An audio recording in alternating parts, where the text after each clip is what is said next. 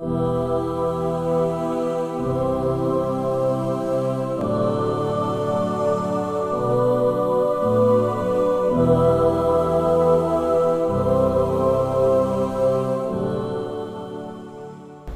pertanyaannya, lapar dalam kajian yang sedang kita bahas ini bagaimana maksudnya? Apakah lapar dalam berpuasa ataupun lapar secara umum, menahan diri daripada makan?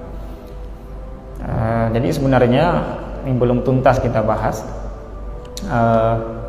Nanti Imam Al-Ghazali pun juga akan menjelaskan bagaimana metode-metode melatih diri untuk bisa menahan lapar.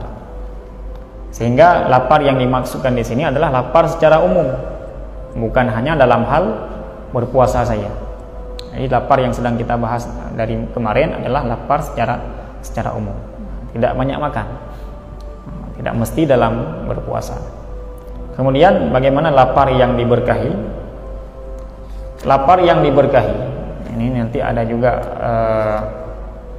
dijelaskan di halaman-halaman selanjutnya. Sebenarnya bukan dari diri lapar itu saja yang ditekankan oleh para ulama. Ini karena pembahasan belum lengkap, ini mungkin ada yang salah paham, seolah-olah kita dianjurkan untuk terus-menerus dalam keadaan lapar. Padahal seseorang untuk bisa rajin beribadah dan kuat untuk beribadah pun harus punya banyak makanan. Bahkan dijelaskan nanti di halaman-halaman selanjutnya, makanan seseorang itu tergantung dengan kebutuhan pribadi. Seseorang, mohon maaf, kadang-kadang yang punya aktivitas yang keras, seperti petani dan buruh-buruh di lapangan, para tukang-tukang kayu dan sebagainya, ini perlu makanan yang banyak. Adapun orang-orang yang kadang-kadang pekerjaannya santai, ini tidak perlu makanan yang banyak. Jadi makan itu juga perlu, nanti dijelaskan di depannya. Sehingga lapar yang diberkahi, lapar-lapar yang tidak menyiksa diri kita. Karena lapar yang ketika menyiksa diri kita pun ini bukan diberkahi, tetapi juga dimurkai oleh Allah Subhanahu wa taala. Sehingga ada salah seorang sahabat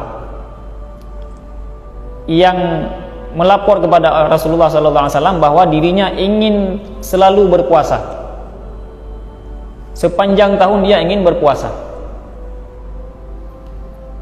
Maka kata Rasulullah SAW, saya saja yang seorang Rasul juga berbuka, enggak berpuasa sepanjang tahun. Apalagi kamu yang rakyat biasa, umat biasa. Artinya Rasulullah melarang seseorang untuk berpuasa sepanjang tahun, karena dapat memudaratkan dirinya sendiri.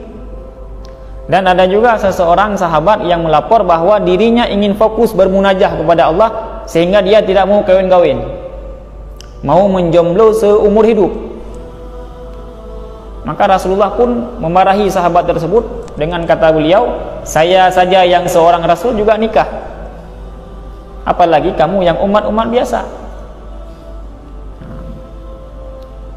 Jadi kembali kepada persoalan tadi, lapar yang diberkahi, lapar-lapar yang tidak membuat diri seseorang itu tersiksa.